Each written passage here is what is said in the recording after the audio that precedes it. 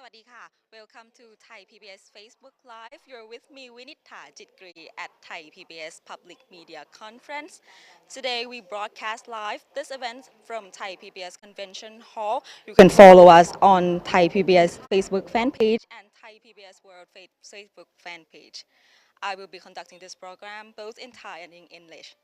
สวัสดีค่ะดิฉันวินิษฐาจิตกรีนะคะทำหน้าที่เป็นพิธีกรภาคสนามสำหรับงานไทย PBS Public Media Conference และ Mini Input ค่ะวันนี้นะคะจะดำเนินรายการ2ภาษาเป็นภาษาไทยและภาษาอังกฤษสำหรับผู้ชมของเราทั้งชาวไทยและชาวต่างชาตินะคะงานนี้ค่ะไทย PBS จับมือกับองค์กรสื่อทั้งจากยุโรปและในเอเชียนะคะเพื่อที่จะร่วมมือกันจัดงานไทย PBS Public Media Conference ขึ้นเป็นเวทีสำหรับแลกเปลี่ยนนะคะแบ่งปันประสบการณ์มุมมองที่หลากหลายของสื่อวิชาชีพผู้บริหารสื่อผู้ผลิตรายการรวมถึงนักวิชาการด้านสื่อสาธารณะต่างๆนะคะซึ่งแน่นอนค่ะว่าจะมีการร่วมหารือกันถึงอนาคตของสื่อสาธารณะในโลกนะคะในศตวรรษที่ 21 ค่ะเพื่อที่จะร่วมกันหารือเกี่ยวกับทิศทางของสื่อสาธารณะท่ามกลางความท้าทายต่างๆในยุคนี้นะคะ Today, Thai PBS collaborated with several organizations worldwide to host Thai PBS Public Media Conference and Mini Input.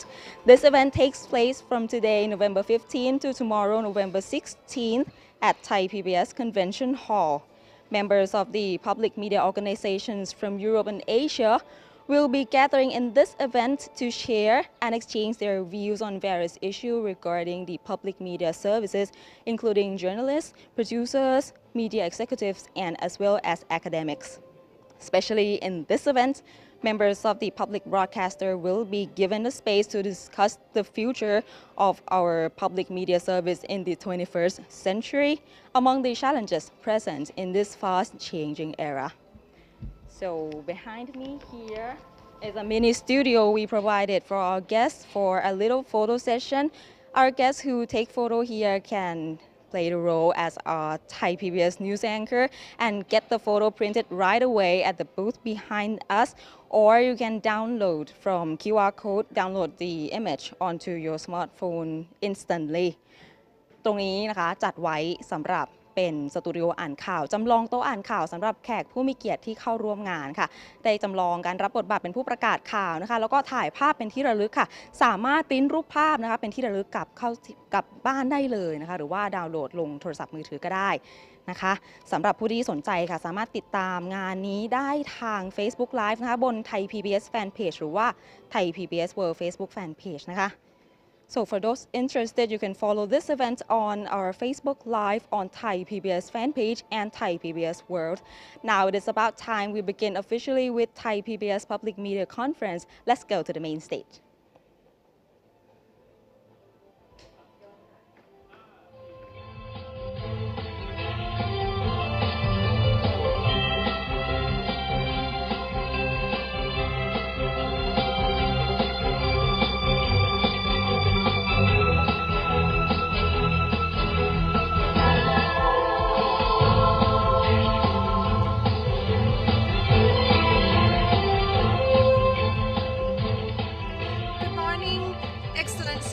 Honorable speakers, distinguished guests, ladies and gentlemen, welcome to the Thai PBS Public Media Conference and Mini Input. My name is Tiptawan Tiranaypong, and next to me, Ms. Chayani Pongpakatia. We will be the MC for the events, and we are also so excited to have each and every one of you here with us today. On the occasion of Thai PBS 10th anniversary, and as the first public broadcaster in Thailand and in Southeast Asia, this conference is held with the aim to explore and share our knowledge as well as experience with fellow public medias in various countries. With the age of fast-changing media landscape, the focus of this event is on the exchange of ideas and values on the public media in the 21st century as our main themes. In hosting this conference, we are collaborating with two other co-hosts, which is Goethe's Institute of Thailand and Input.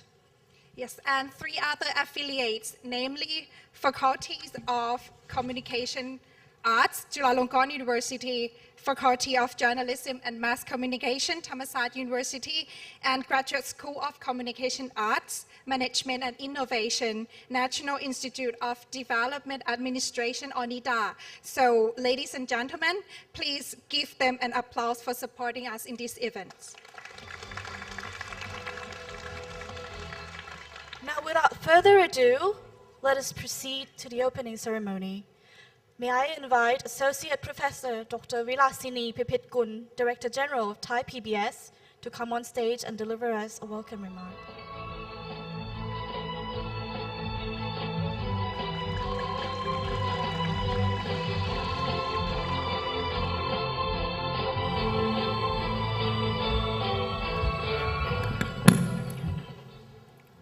Swadika, Your Excellency, Mr. Anand Panyarachun, dear Judy Tam, President of Input, Marin Niemeyer, Goethe Institute Director, distinguished guests, fellow media, ladies and gentlemen, on the occasion of Thai PBS 10th anniversary, we are honored to welcome our participants from around the world to Thai PBS Public Media Conference and Mini Input. Thai Public Broadcasting Service, or Thai PBS, is Thailand's national public broadcaster with a mission to provide distinctive and comprehensive commercial-free broadcasting service.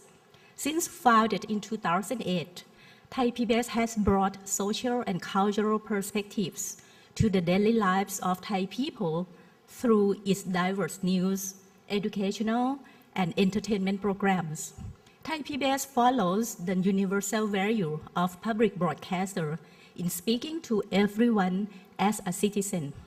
Our principle is to encourage access to and participation in public life. In the past 10 years, the world of broadcasting is undergoing fundamental changes by the introduction of new program production and broadcasting technology. With today's continuous technological innovation and ongoing liberation of content creation, the media landscape is evolving so fast, it can often be difficult for us to keep up.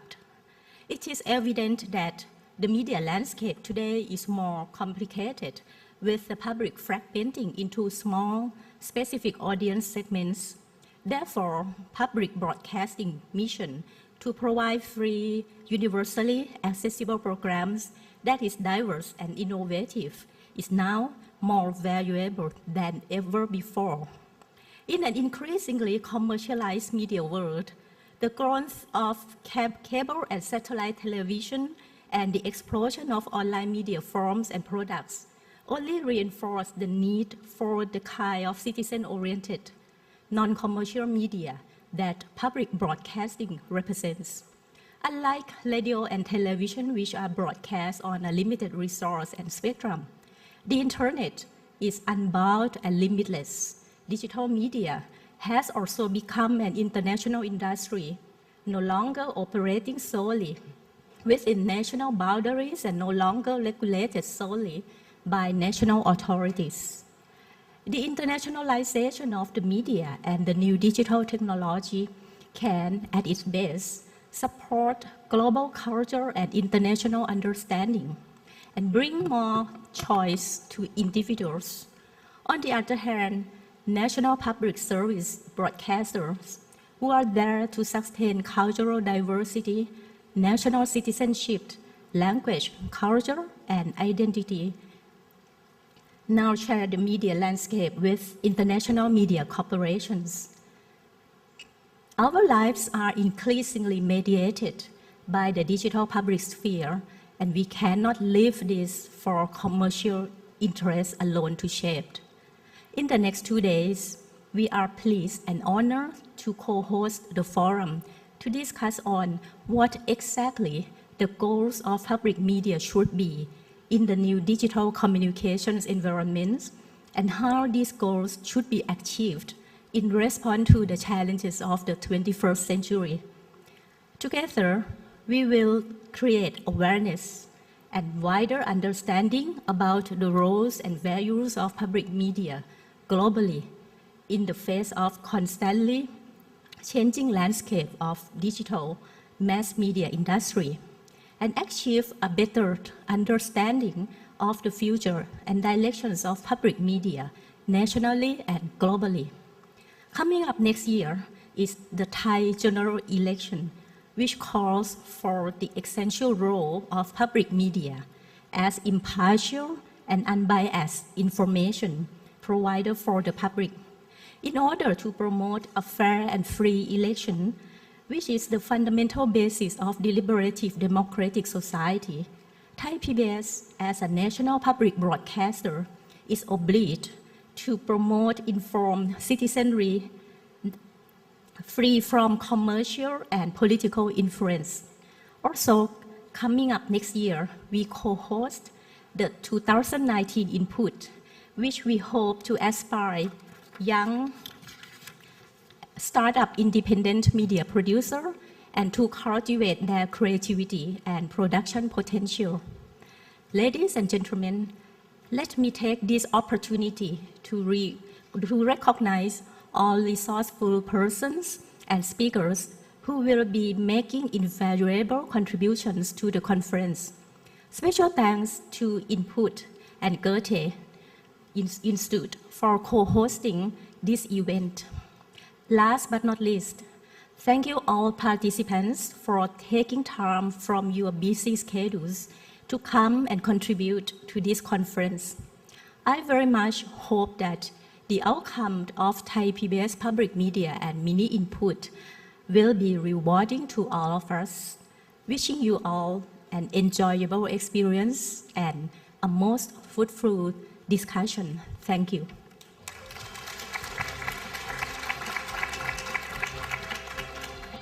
Thank you very much, Director General Vilasini, for the meaningful speech.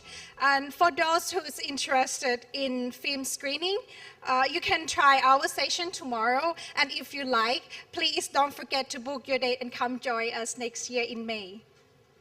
And next, may I also have our distinguished co-host, Ms. Judy Tam, the President of Input, to come on the stage and give us a warm welcome to the event.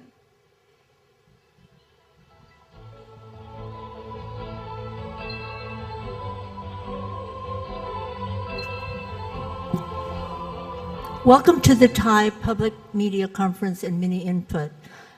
First, I would like to thank Thai PBS for hosting this important event recognizing the 10-year anniversary of the creation of public service television in Thailand, and to surface the importance of the hosting of Input 2019 in Bangkok next May. Equally, I would like to express appreciation from the Input Board for the leadership, partnership and collaboration of the Goethe Institute in Bangkok that will make this event and the May conference possible. Input is an organization that has a long history of over 40 years. We basically pull together the content that is produced from public broadcasters throughout the world, and we bring this conference together to connect all the public media professionals, the producers, and all of those who are engaged in the public media field to have conversations and to share their programming creativity. And this conference has basically been in areas like El Salvador. It was in New York last year. It's been in San Francisco, Australia, Seoul, Korea, and in many different places. But we are very thrilled that for the first time it will be in Bangkok. It is the partnerships such as this that continue the dialogue, discourse, and strength of broadcasting in public interest throughout the world.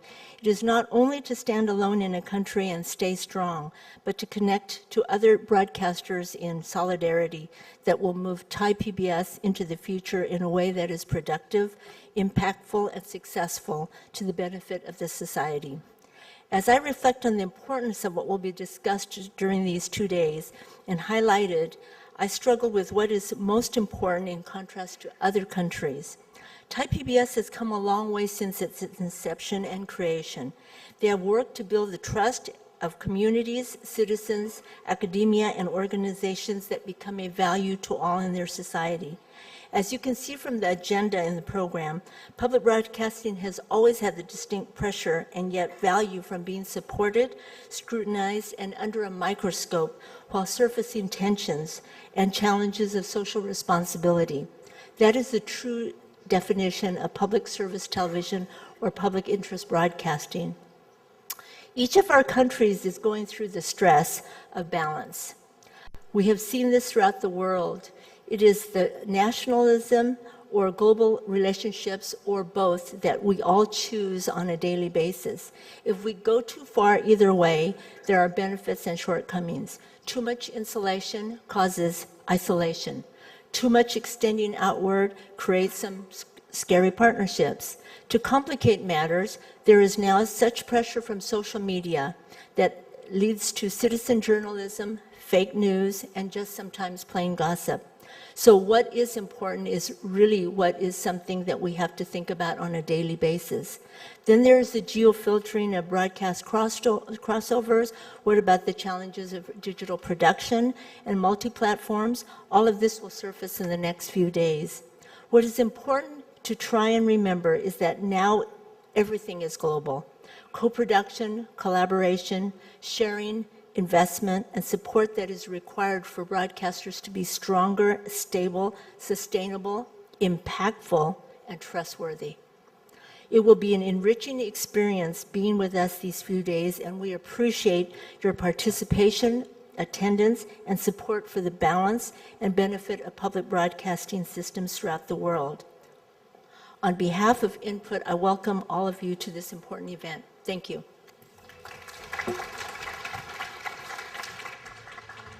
Thank you, Ms. Judy Tam, for the lovely speech. Last but not least, may I invite Ms. Maren Niemeyer, Director of Goethe Institute Thailand, who have been very kind and supporting to us throughout the process of conference preparation. Sawadika. Good morning. Guten Tag. Hello. Your Excellency, okay, I'm very tall. Your Excellency, Mr. Anand Panjurachun, dear Associate Professor John Paul Rodcombe, Chairman of the Board of Governors, Thai PBS, and dear Vilasena Pitkul, Director General, Thai PBS, and Judy Tam, President of Input.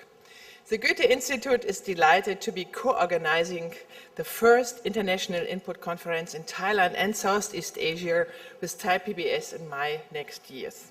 Leading up to the conference, a series of so-called mini-input conferences throughout Thailand aims to introduce a unique input format to media professionals and to students in the country.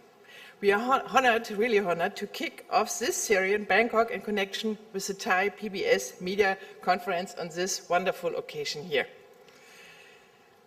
Amidst the rapid and far-reaching transformations taking place in Thailand on a political, economical, and societal level, we feel platforms such as this conference and Input are vital in facilitating a dialogue between the media content producers, policymakers, advocates, and academics. Who should be responsible for broadcasting? Who should it be financed? What should be the state role in this regard? And what purpose should public broadcasting serve? These were all issues raised in the early days of radio when it was a new communication technique and which are coming into focus again in the digital age we find ourselves in now, and brings us to the question asked by this conference: what are public media values in the 21st century? This is a very, very, very important question. And the public service model from the early days was based on the idea that neither the market nor the state could adequately meet the public service objectives of broadcasting and act in the public interest. Indeed, it was felt that the public interest does not coincide either with private interests or the interests of the political powers that be public. Public broadcasting therefore rests on certain basis principles, and these principles remain essential today. Public broadcasting authorities must give them meaning, reinterpret them in some way in a world characterized today, in our day, by media fragmentation in the digital era. Universality, diversity, and independence remain today, like yesterday, essential goals for public broadcasting. To these three principles must be added a fourth, particularly important when the public broadcaster exists side by side with commercial broadcasters, distinctiveness. I hope this conference, as well as a series of mini inputs in the respective region of Thailand, accumulating with the International Input Conference next year, will provide ample opportunities to open discussion, inspiration, and insight on what role media in the public interest plays amidst these transformative times. I wish all participants a fruitful and stimulating exchange in this conference the next couple of days, the next 2 days, today and tomorrow, and I would like to extend my gratitude to Thai PBS and the Input Board for their partnership in this endeavor. Thank you very much. Thank you very much for your interesting speech. And next, in order to explore and create deeper understanding on the roles and values of public media, it is indeed a great pleasure for us to have His Excellency Mr. Anand Banyarachun, the former Thai Prime Minister, as our honorable keynote speaker. As an aspirer and pioneer that contribute to the laying of foundation for public media in Thailand during his administration, in order to foster an impartial and independent media that serve the public, he will deliver a speech on the topic of public media values in the 21st century. Please join me in welcoming His Excellency.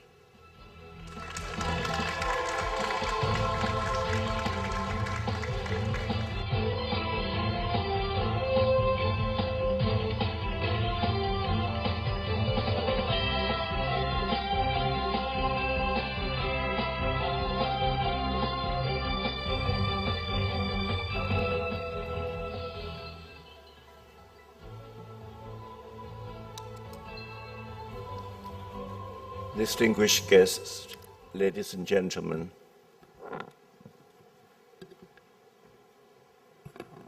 it is a pleasure for me to be here with you today. At the outset, let me congratulate the Thai PBS for hosting this important conference as part of its 10th anniversary commemoration in cooperation with the Goethe Institute, Input, Chulalongkorn University, and Thammasat University. Let me also extend a warm welcome to all participants, including those who have come from abroad to attend this particular conference. I'm happy to note that the theme of the conference is public media values in the 21st century. One of your key tasks will be to address this theme against the backdrop of challenges brought about by digitization of society. In so doing, I believe it is useful to review the historical context of public broadcasting in our respective countries as a basis for moving forward. Let me focus on Thailand, which was the first country in Southeast Asia to establish public broadcasting. We initially explored the idea in the aftermath of the Bloody May crackdown of anti-government protesters in 1992. During that crisis, the majority of the Thais were clueless about what was happening. We were clueless also about the depth and extent of the upheaval engulfing our country. That was because the Thai public did not have access to broadcast news which are free from state intervention. There was a blackout. I was among the privileged few who have had access to international news through satellite television. I learned that what was actually transpiring, how serious it was, what really was happening to our country, including the violent crackdown through the BBC and the CNN. So when I was appointed to my second term as Prime Minister, immediately after the bloody May crackdown, I was intent on laying the foundation for the establishment of public broadcasting in Thailand to ensure that every Thai citizen, regardless of social status, income, or location, had access to objective news and impartial information. Our vision at that time was to promote the role of public broadcasting as a voice for democratic governance, creating and shaping in the right way public opinion and the strengthening of society. We wanted the media to inform, educate, enlighten, and enrich public discourse on essential issues of relevance and benefit to all Thais, including those living in rural and remote areas. We saw the public broadcasting model as distinct from the commercial and state models in that its overriding objective was to serve the public interest, be accessible to every citizen, provide unbiased information and diversified services, and enjoy independence. I do believe that the principles and values that we advocated at that time are still very much relevant in today's current environment. Yet while universality, diversity, and independence still remain the goals of public broadcasting, it must be acknowledged that the nature and function of the media in society today has changed so dramatically due to technological change. What are some of the challenges in the current digital era? First, traditional media no longer functions as a gatekeeper of news and information.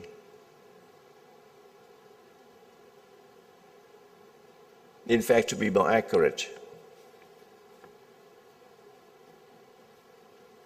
people have lost faith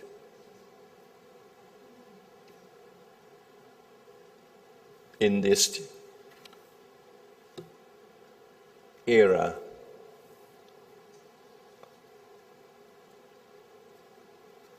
of dishonesty, misinformation, disinformation, lies.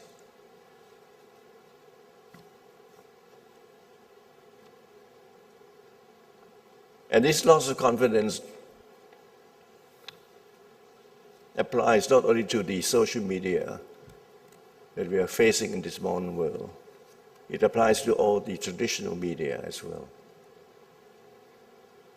The internet has become the key source of news and information for the majority of people in the world.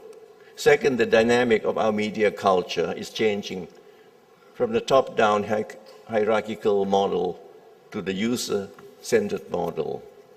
Third, new technology has democratized media production and created new ways of consuming information, which is instantly available at all times of the day or night. Yet there is also a downside. A downside which I think that we have not been willing or able to address the downside effectively or comprehensively. Disinformation, including propaganda, disguised as news, is being spread widely and viciously. On this note, I would like to elaborate further my real concerns. I have said to my many Western friends in the past 4 or 5 years that while we all cherish the democratic ideals, democratic values and principles, while we also cherish the fundamentals of democracy, particularly the freedom of expression, transparency, accountability, inclusiveness, etc., etc. I detected a few years ago that I think we were moving inadvertently, perhaps, or unwittingly, into an abyss. What has been happening to the world, particularly in the established democracies, is a downright attempt to undermine and destroy the very fabrics of democracy and good governance. We have seen people in a number of countries who have completely lost faith in their democratic system.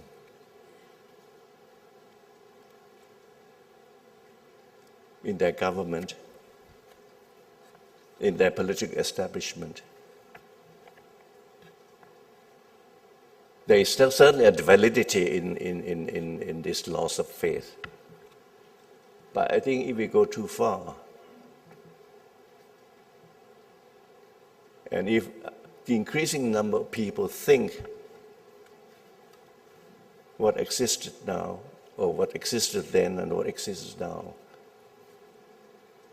must be destroyed, or must be rooted out. Of course, the real vehicle for such a move is through the media.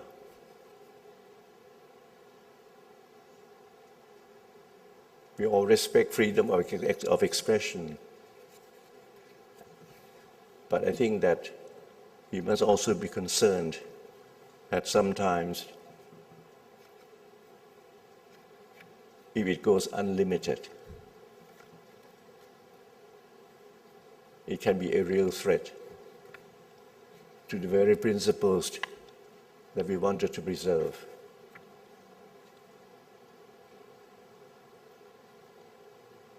So-called fake news nowadays are not made unwittingly or inadvertently.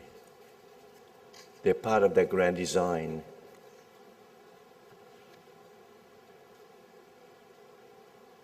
Not only to distort truth,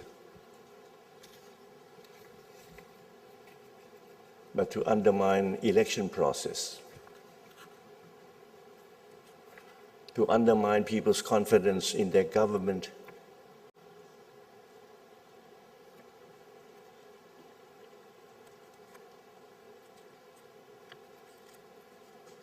and eventually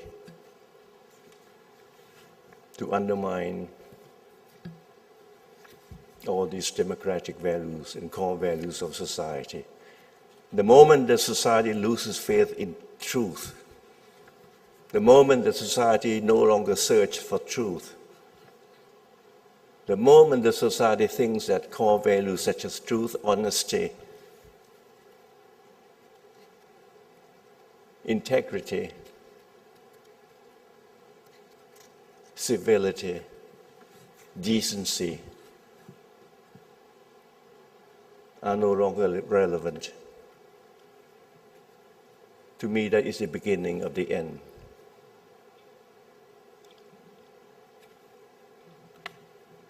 I hope that you don't see me as more pessimistic than what the reality is. But I cannot let pass this moment to express my views and to express my concerns.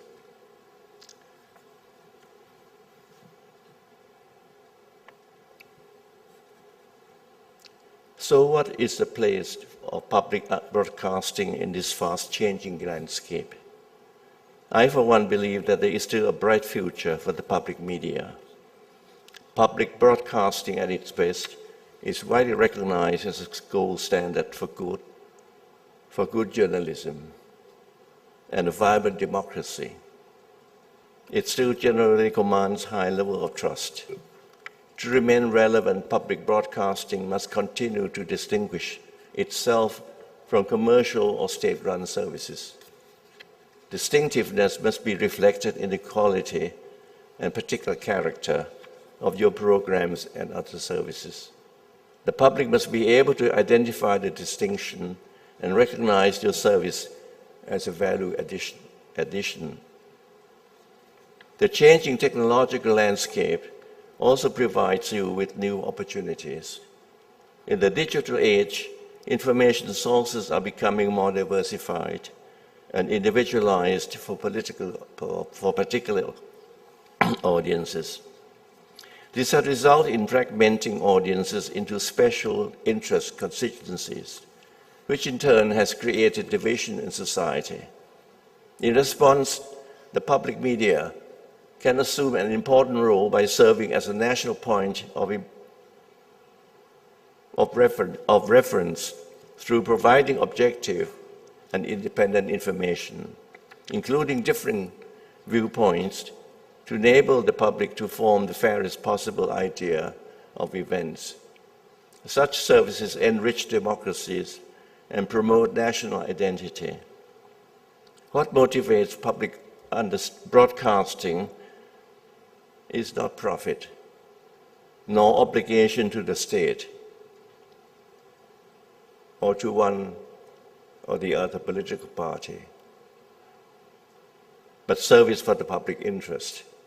Therefore, independence and freedom from political interference are preconditions to enable you to carry out your work with integrity and effectiveness. I have been alarmed by the rising threats to press freedom, not only in authoritarian regimes, but even more so in thriving democracies across the world. An independent press serves as a check on power and ensures accountability. If the free press is being threatened, we need to call upon other actors in society to support it. This includes opposition political parties, an impartial judicial system, civil society, and the people themselves whose votes count. Ladies and gentlemen, navigating in the current landscape will require innovation, perseverance, and a new set of business, technical, and creative skills. Success will also mean embracing new technology and openness to change. It also means taking calculated risks and strategic use of resources. I'm confident that all of you will rise to this challenge. I thank you for your attention and wish you every success in your deliberations. Thank you.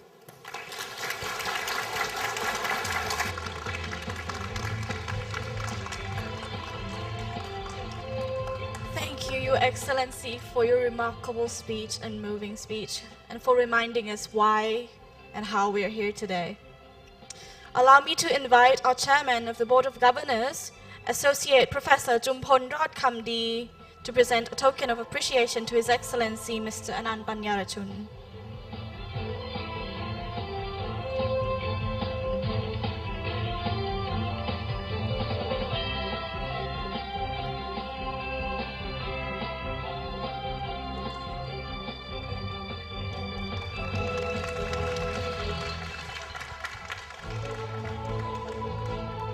Please remain on stage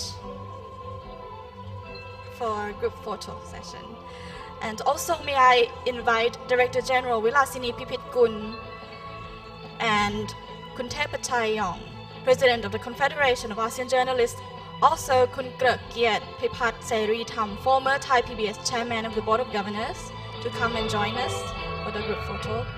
In addition, may I invite representative of the co-host and other affiliates to come on the stage. Please, Ms. Judy Tam and Director Maren Niemeyer of Goethe Institute, Thailand. Also, Dr. Yubon Benzorongkit from NIDA. Professor Dr. Parishat Sthapitanont, Dean of the Faculty of Communication Arts, Chulalongkorn University. And also Dr. Achara Mantranuwong from Thammasat University up on stage as well.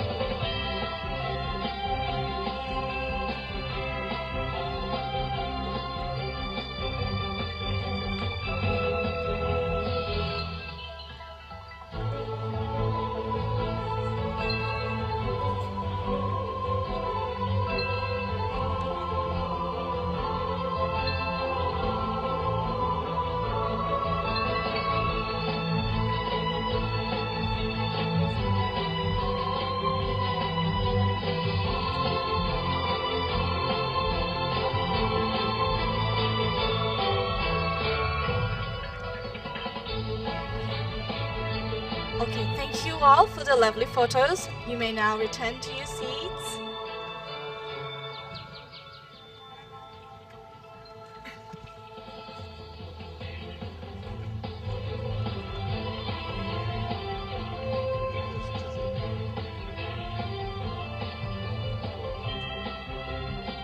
As for today's session, we also have a live coverage on Thai PBS Facebook page.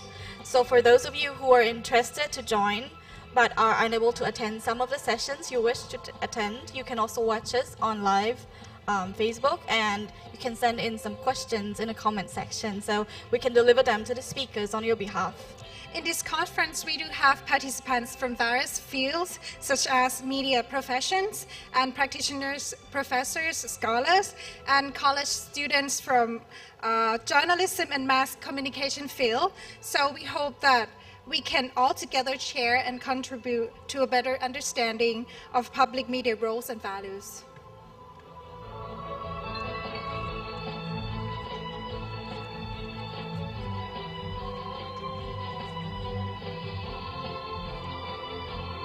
So now, as we are starting our first panel with the topic of redefining public media values, public media constraints, finance, technology, and human resources, may I invite our session moderator, Deputy Director of News Department of Thai PBS, Ms. Natha Gomonwatin, up on stage. Ms. Natha, the stage is yours.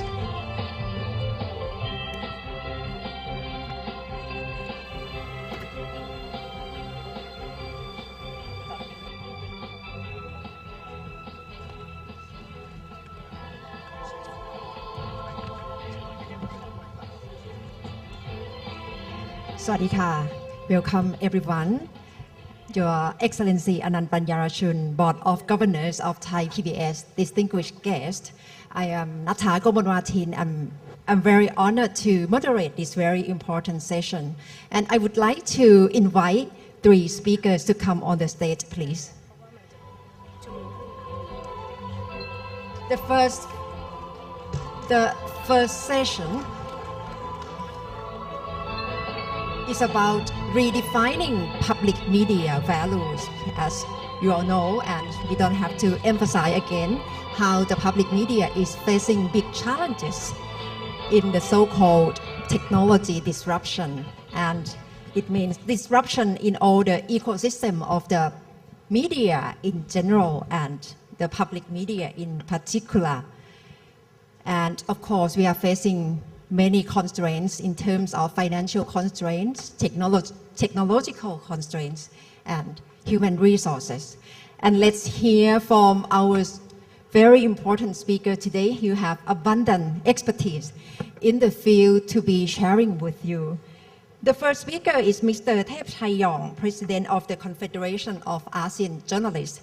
Kun Thepchai is the first Director General of the Thai PBS during 2008 and to 2012. He is one of the veteran journalists in Thailand. And he got Media Leadership Award in 2009, and currently he is advisor to the Thai PBS. Next, Ms. Judy Tam, she's president of Input, and she's chief operation officer and chief financial officer in non-profit organization, and had extensive experience in the past 36 years, and she has been on the board of Input for 16 years. Last but not least, Professor Dr. Yubon Benjarongkit, Dean of Graduate School of Communication Arts, Management and Innovation from NIDA. She also has extensive research capacity because her area of expertise is in communication research method and audience analysis. I'm sure she will have a lot to share with us in terms of analyzing audience for the public media. So I will start the first session of this discussion by having presentation from each speaker for 10 minutes each, and then we will have about 45 minutes of discussion on the stage, and then I will open up to the floor for discussion for about 15 minutes. I'll try to keep the time. So firstly, let's begin with Kun Thep Chayong to get the glimpse of the public media and how should the public media redefine its value in this disrupted world. Yes, please.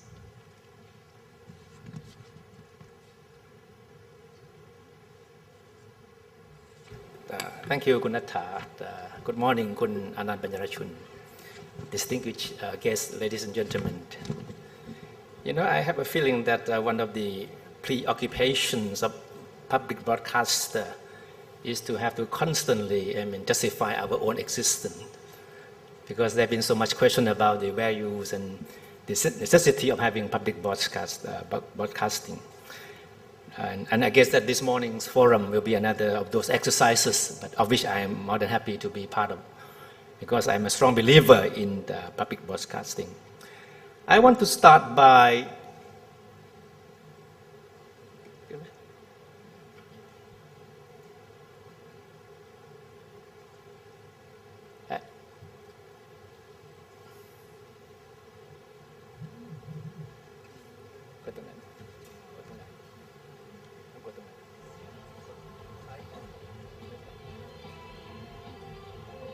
all right, okay. I'll start by revisiting these questions.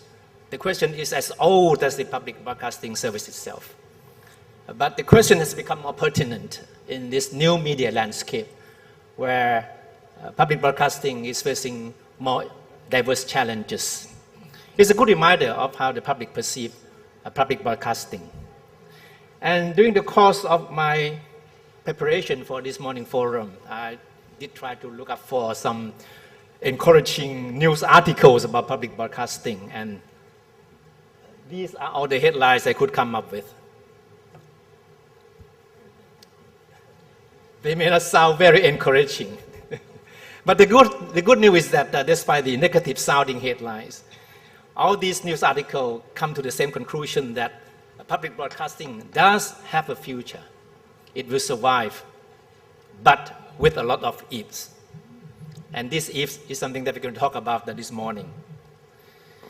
Now, there have been endless ideas and recommendations from media experts and academics all over the world in the past decades about how public broadcasting should adapt, should innovate, should rethink to survive. We are certainly not short of ideas, but implementing them and trying to get the desired results is the more difficult part. This morning, I don't profess to have any groundbreaking ideas, but I do have observations and questions that I hope will serve as a basis for further discussion. There is no question that the many challenges before public broadcasting today are much bigger than ever. There are challenges common to public broadcasting across the world.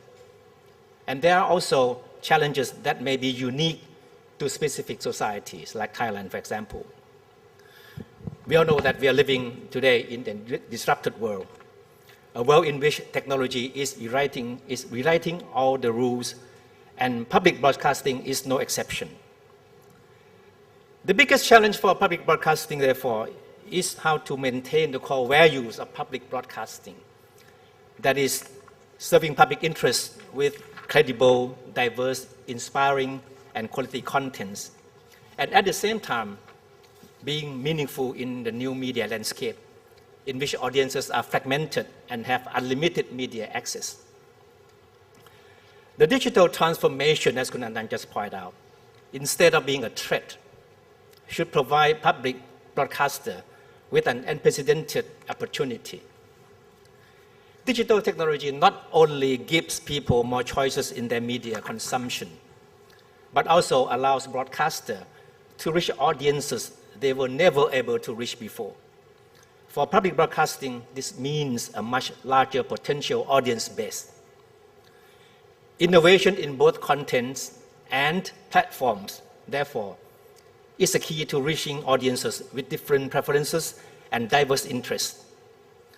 Programming, whether it's about news or entertainment, aimed at broad and general audiences, may still be necessary, but certainly not enough to meet the fast-shifting and diverse demands. Digital platforms should help public broadcasters target specific groups of audiences, but a rethink in how contents aimed at these diverse segments of audiences is produced, packaged, and delivered is a major challenge. In Thailand and elsewhere, we have seen a mushrooming of startup digital platforms, many of which have become successes in terms of both revenues and audiences. If these up-and-coming digital natives have been able to create such an impact, I'm sure there are a lot we can learn from these people. But I personally believe that it's the specific characteristic of individual societies that should provide a key to reinforcing the values of public broadcasting. Like most developing countries, Thailand is still beset with problems of economic disparity and social inequality. Large segments of the society are still being marginalized, while the existing formal check and balance mechanisms often fail to perform. And worse still, the country is still being polarized after years of political conflicts and antagonism. In this context, the role of public broadcasting should be more essential, not diminished. The public broadcaster can distinguish themselves by reflecting on these crucial issues confronting the societies and provide a channel for stakeholders and all people involved to find ways to address them. Thailand is in the middle of an existential transition. As the Director General Vilasani pointed out, we will have a general election early next year, hopefully to usher in a new dawn of democracy. At its critical time like this, that the role of public broadcasting is most relevant. As you are all well aware, Thailand has been gripped by so-called color-coded political division for over a decade. And the media, especially social media, have been accused, in a large extent, rightly, for being an echo chamber of divisive rhetoric and hate speech. Trust in the media, as Kun Anand just pointed out, has been at the lowest level. And it's exactly the transitional period like this that the role of public broadcasting is most crucial. Public broadcasters, being independent and free from commercial and political interests, are in the best position to provide a voice of reason and to counter political bigotry. The role of public broadcaster in this context, therefore, goes beyond routine reporting. It has the responsibility to help shape public debate for necessary public participation in the political process. A rethinking of how it reports, analyzes, and engages stakeholders and the public in general during this transitional period will certainly help revitalize the role of public broadcasting and reaffirm its relevance. Back to the question of who is watching public television. I know that we don't have a clear answer yet, but what we know for sure, for one thing, is that young people are not watching us. This is even more so in this digital age that offers them access to all information and contents they're liking. They have their own platforms meant to follow what they like. But I believe that while digital technology has led to fragmented audiences, it also offers public broadcasters an opportunity they never had before in reaching these young audiences. In the past, it was almost impossible to reach this particular group of people. If they didn't turn on their television set, they didn't tune in, you were not there. But today, you can reach them on platforms that have become communications channels in their everyday lives. However, the challenge is not how to reach them, but rather how to get them interested in what you have to offer. But public broadcasters have the obligation to reach out to these young people, whatever, to educate them, to help them understand issues their societies are facing, their social responsibility, and their role in the democratic process. Another challenge for public broadcasting is, of course, human resources. I believe that if public broadcasting is to make a meaningful impact, it definitely needs human resources that are professionally qualified, passionate about using journalism and good storytelling to make a difference.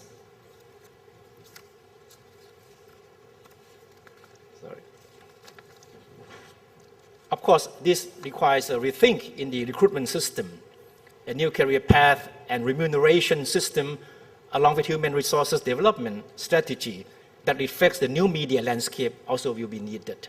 This is something we'll talk about further in the subsequent session. Of course, the whole aim is to make public broadcasting attractive, both professionally and financially to people who see the values of public broadcasting service and wanting to be part of its endeavor to make the society better. Because of the time limit, I will stop here and address other related issues in the Q&A session that will follow. But I would like to end by saying this. In this disrupted world, the role of the public broadcasting is more crucial than ever. In a world of, in this disrupted world, full of fake news, full of disinformation, full of propaganda, full of hate speech, we need a voice of reason, a voice that enlightens, that a voice that can be trusted. And the public broadcasters like us have the obligation to provide that voice. Thank you. Thank you, Kun Thep Chayong, for pointing out the current situation, challenges the public media are facing, and also his point of unprecedented opportunity for the public media to remain valuable in the society. Next, I would like to invite Ms. Judy Tham on the stage, please.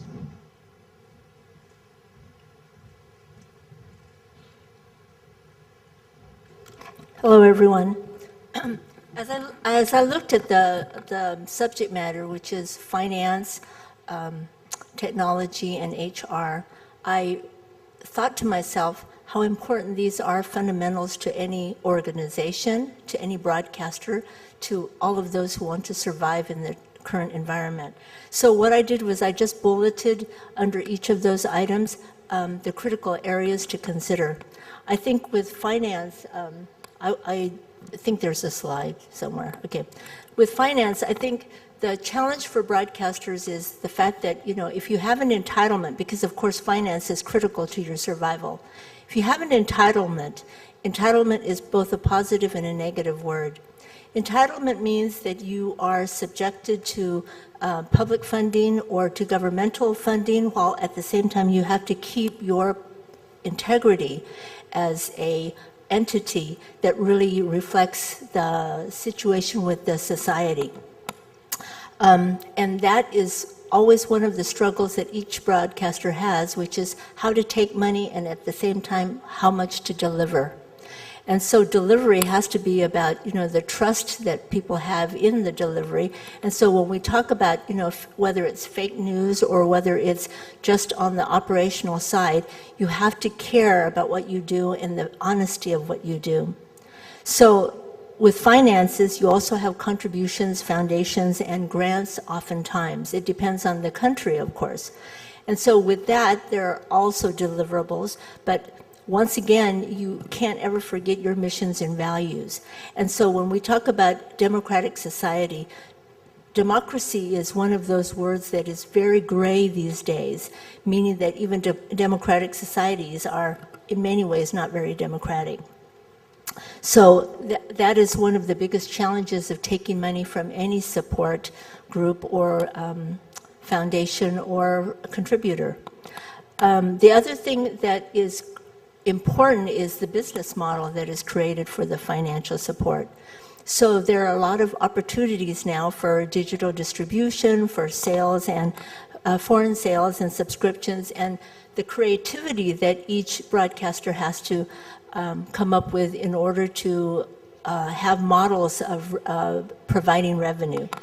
When it comes to technology, I think we'll have other panels that will cover the creative content that is now an opportunity for us. But multimedia has really opened the doors.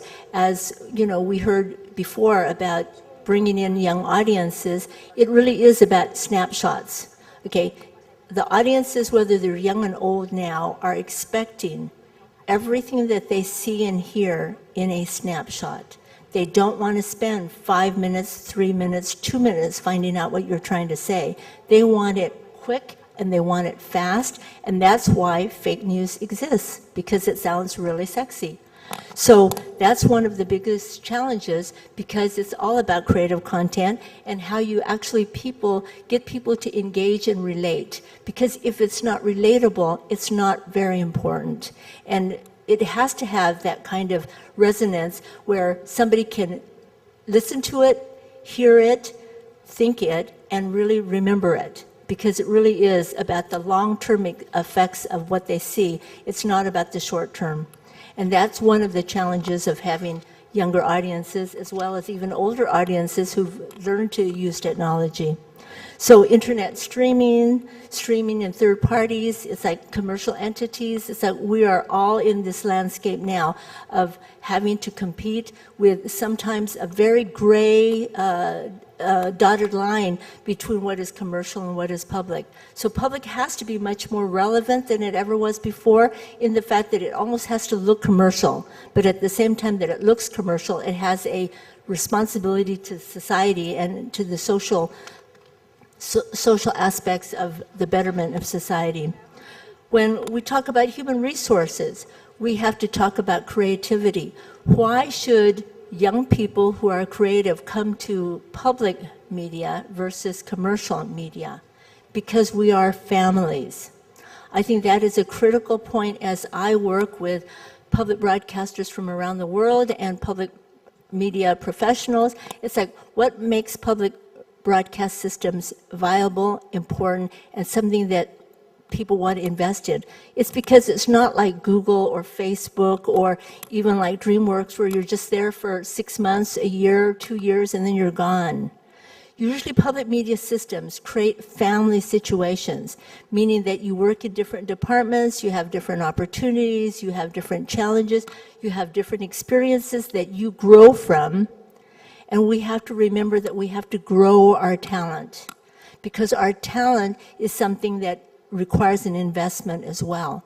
So we have to have the challenges and opportunities. So we have to cultivate talent, we have to cull it, and we have to know that there are other incentives with other commercial broadcasters to take away our talent. So this has to be a family unit, and that's why public media has to have the connections.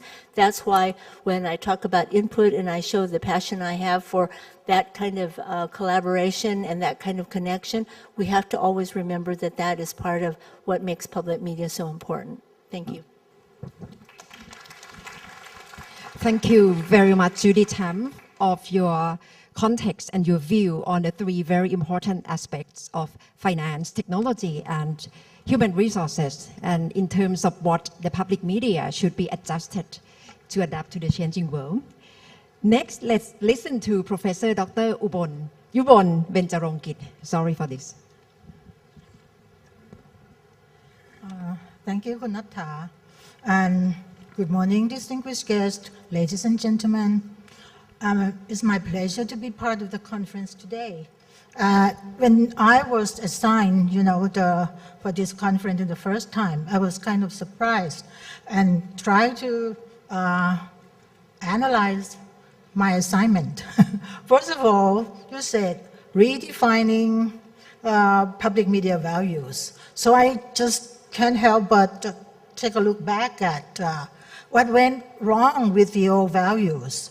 Okay, so then I realized that, well, even the old values are still good, like some people in the media world always try to define what is public media, because the idea is kind of new, in Thailand. Actually, it's not new, but it's among only the media people who pay attention to it and keep talking about why we want to have public media so bad, because all the time, since the beginning of the media industry in Thailand, we are under some kind of influence, either commercial influence or government influence. So having public media in Thailand is the first time that we are kind of happy, because we don't have to be under, the command or whatever they say, or they ask me to do things, and we have to rely on them quite a lot. But the first time that we have public media in Thailand, I understand it was the year 2008, and we have been talking about that long before, but it came through on that year. And then we have Thai PBS for the first time, okay? And we are kind of like expecting that Thai PBS would do something for us, okay? And then, again, we try to copy models from other countries, like, for example, BBC from the UK, and also the PBS from the United States, and even NHK from Japan. Okay, all of these are kind of like a very good role model for us. But again, then people will take a look at Thai PBS, whether you can compete with them, not compete, come up with that high expectation that people in these countries are looking at you, okay? Talking about, okay, you have one word in that say human resource and then financial, right? Talking about financial, you don't have that kind of problem. Television industry in this country are facing big problem right now. They are losing quite a big, huge amount of money because people don't watch TV anymore. People turn into online programs, social media, and the revenue that other stations get keep reducing, keep falling down every year. But for Thai PBS, people will take a look at you and say, well, Thai PBS doesn't have to worry about that because you get the money from sin taxes, right? So the money you get, which is not lower than 2,000 million baht per year, or should I say 2 billion baht per year, and that's a huge amount of money, okay? So people will take a look at you, and then they keep asking questions, okay? But, okay, according to what a lot of people have idea about public TV, you're supposed to create something which is a lot more important than the money you spend, which is trust, okay? So on slide 4, if somebody missed it, I think I get confused on that already. With all the above of the values that we used to have before, public media have to earn trust. They have to create this. Otherwise, people will lose faith and cannot rely on you anymore. So this is the first job that you have to create, that is try to restore faith and trust into this society, especially for public media or media in general. Okay, then, one good thing about trust is that Jim Lehrer, the former executive editor and news anchor for PBS in the United States, once said, "Public trust is the rating that matters most to a public broadcast service." That means you don't have to pay attention to the rating. Actually, the rating is not as important as the trust that you earn from the public.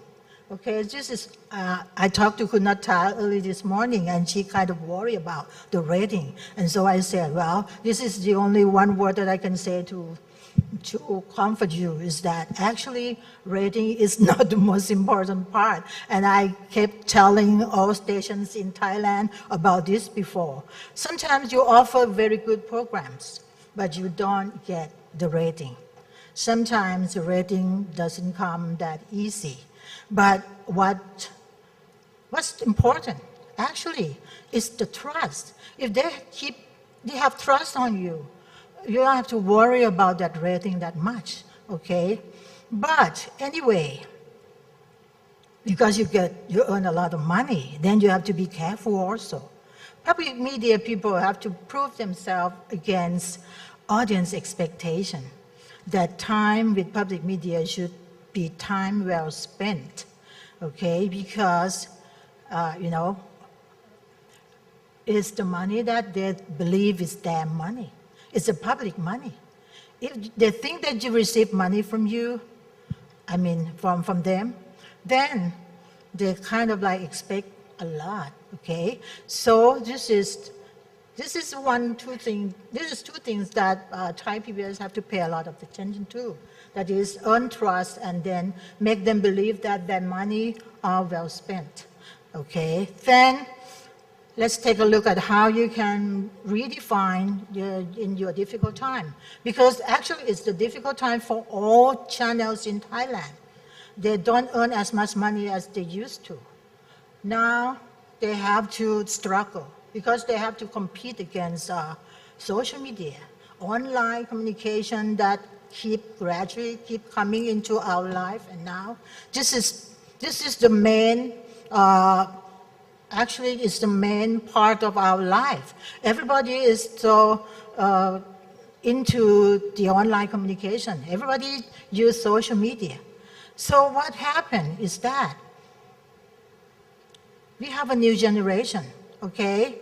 We call them, well, some people might call them digital natives. Some people call them Gen Z. And some people call them Gen Alpha. Whatever they are just a new group of people who do not use old traditional media. They use new media or online media in everything that they do. They follow news. They follow what happened around the world by online media. They don't watch television anymore. And then they even use this as a way to make relationship with people around them. And this is just about their world. Okay, so TV is like disappear in their world. They don't, not to mention newspaper. They don't know what newspaper is anymore. Okay, so obviously you need to do a lot of things. I think Thai PBS have done quite a lot. I did my research and saw that you have done a lot on online media. You have all your program online. You have the fan page for all your programs. You even have the line that remind us every day of what's going on, that we can follow it on TV. And I think that this is quite good that you try to, well, I hate to say survive, but this is what everybody is doing. We have to be survived. But two things that I have to focus upon is that there are two things that I worry about a lot. First is how can we we know that young people follow everything online. If you show everything, you have your program online, can you just please tell your reporter to do something as a role model to the young people? I saw this reporter every day, and they were just like showing their aggressiveness, showing their rudeness. And if we want our young people to be, polite as we expect, then you have to create the role model that they can follow. Next is the fake news. A lot of people have talked about that already. My concern is about fake news, not only fake news, offensive language, vulgar, all kind of things that people feel very comfortable to express online because they think they don't know who we are. So we can just say anything we like. We can just ask impolite as much as we want. And finally, bullying.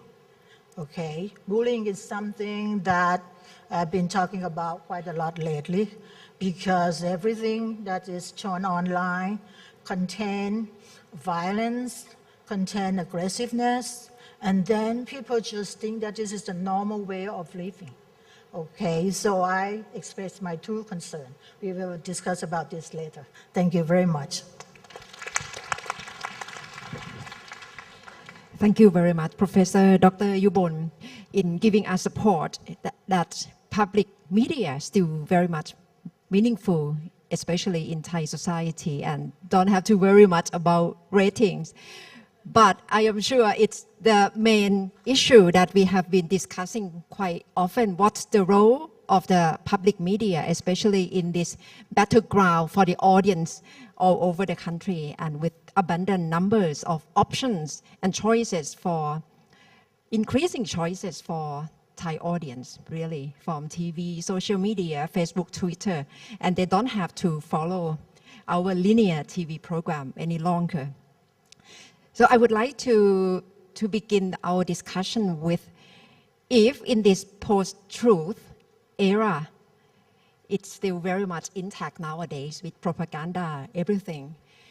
And does it affect with the value of the public media, and how should it be redefined? If the public media is still valuable, to what extent that its meaning have to be redefined in this post-truth era? Kun Thep Chai. Okay, thank you. I think the role of the public broadcasting in this disrupted world has become more essential than ever. I mean, as we all know that today many people are subject or exposed to fake news propaganda. Fake news, I mean, not only from individuals or citizens who want to just to joke about them or just want to create some kind of sensations, but fake news can also come from official sources. And there's been instances in this region that government themselves, I mean, are sometimes a major source of fake news and propaganda. So this is exactly where public broadcaster should use as the opportunity to recreate trust by, I don't think it doesn't have to do much. Just stick to the principle, the basic principle of public broadcasting, or principle of good journalism. I mean, be fair, be just, I mean, be correct, and of course, and add some elements of investigation and analysis into it. And then I think you can really turn things around. I mean, I think what people long for this day is sources of news or information that they can trust. And as you all know that even though on a daily basis people would turn to online for information, but once there are crises, I mean, for example, like a few months back there was this worldwide this cave incident, right? The cave saga, which captivated the whole world. I mean, and Thai PBS was a pioneer in covering the event, and it shows that when you do a good job, people will come to you. And I can say with certainty that good news sells. Good news sells. Because when there are big stories happening or there are crises, I mean, people would turn to sources they trust. Of course, they would all go to online, go to all these on these nonsense websites just for fun. But when they want true information, or when they want confirmation of things they have heard and want to find out whether it's true or not, they would come to traditional, legacy media like newspapers or, public broadcasters like Thai PBS for information that they know that have been filtered, that has been sort of filter and not just news that fake news like they can get from other sources. So I think this is exactly the moment that Thai PBS and other public broadcasters can reassert itself. Yeah. Yes, I'm sure with the rescue mission happened in July and early August this year, it's like the boon for media all over the world. Even The Guardian, they said the audience attracted to their newspaper much higher on the daily basis. But we cannot have crisis every day to attract audience to the media. Professor Yubon, what is your analysis on the audience of Thailand in terms of attract them to public media like Thai PBS? Because you mentioned a lot on Gen Z, the new generation, millennial. How can we be appealing to them? Wow, it's hard to say because I'm too old to understand them also. The thing is, I think we've been trying so hard to do a lot of things with the social media. And well, I think you keep up with your work. I think you have done, this is a compliment, okay?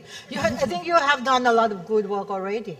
So stick with your good work, okay? And then take a look at the online media. There's like all kind of stuff, good, bad, garbage, everything. So the best thing that you can do is you have to be a good role model, be a good standard. And then, like Kuntepchai said, people will take a look at you. And younger generation also. They have to learn how to deal with, all kinds of information that, come to them like a lot of things every day, good, bad, right, wrong. And then you have to work with any other part of the society to educate them, to set the standard so that they understand how to deal with fake news. For example, what is the process, or what is the guideline for you if you come up with news that you're kind of like are not sure whether it's the truth or not, and can you have any way to check it? Like Kuntepchai said, they always turn to standard like TV station instead of just reading from online or social media all the time. Talking about young people, actually, I'm having a hard time dealing with them. The thing is, as I said, when you're getting too old, you have big gap between you and them. But I understand that they are kind of love to see, new things. For example, they love to have new technique, like infographics. They love to have a photo album. They create all kinds of things all the time, clips and everything. But then eventually, with all of that, that actually is good for us because they learn to create new things. They learn how creativity will work, and that would be probably good for their future career. And one thing that I think is very important is we have the kind of like what we call co-creator. Okay, so the co-creator is a young group of people who love to create stuff for media. And they have new technology. They have new application that they love to try. So what Thai PBS can do is give them a chance, allowing them to have the opportunity to challenge themselves so that they can be the newcomer in the industry. And that would be part of, trying to to educate them, and then they will be part of us. Okay? Sometimes you have to go out to them also. Sometimes you have to use social media and use activity in social media to get into them. And if they get a group of people, and if they become like part of the national celebrity, then other people will follow them. And that's the way, you know, that you can educate them or what to do the right thing in the future. Okay, I think Chun Thepachai probably are familiar with that because he ran, you know, 2 stations in the last 10 years. Okay, so actually don't wait for them to come to you. You have to go out and get them. Okay. Sure. Add to that. In my presentation earlier, I mentioned about some startup news websites. It's quite interesting. These websites were launched by people in their mid-20s, late 20s. And these are not, nonsense news websites. They are serious stuff. But if you take a look at them, they have a lot of viewership, quite substantial number of followers. They are, and their websites are not about cats and dogs and celebrities, but they are about, serious issues facing society. So that only goes to show that if you have good substances, good stories to tell, of course it depends on how you package it and how you delivered it and how you presented it.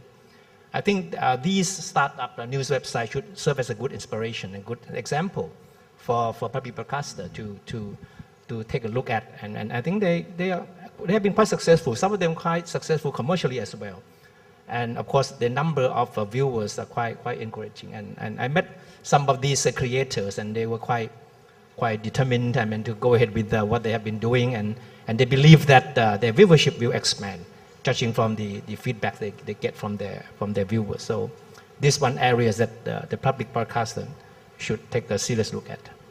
Thank you, Kun Thepchai and Professor Yubon. It seems that both of you are on the same page that we need to stick with basic high quality of journalism, and that to create trust, to have audience, and to attract audience. But the devils must be in the details, because we seem to cover everything that we should be doing in this digital age. Our content on social media, everything to be on the same parallel with TV. Judy, perhaps you can tell us, with the context from the US, what you have seen so far in the media landscape of the public media in the US. How do they adapt in this changing environment? I think it's very consistent what we talk about, whether we're talking about Thai PBS or other broadcast systems. It's really about reputation. It's about reputation, it's about accountability, self-accountability, it's about integrity. And I think those are challenges, because those are things that you can't always recognize and sometimes are quite invisible. But the challenge with reputation too is that you can have a very successful path of always trying to be as forthright and honest with your news coverage or with your programming, and then one thing can happen and things can blow up. So I think that this is citizen journalism. It's about YouTube. It's a YouTube generation. It's about the fact that anybody can post anything, and this is a landscape that you have to understand sits alongside public media. So you have commercial, you have, sort of like what people want to basically say and their freedom of expression at the same time that you have public media. So how do you distinguish yourself from everybody else? You have to understand that that is all happening at the same time.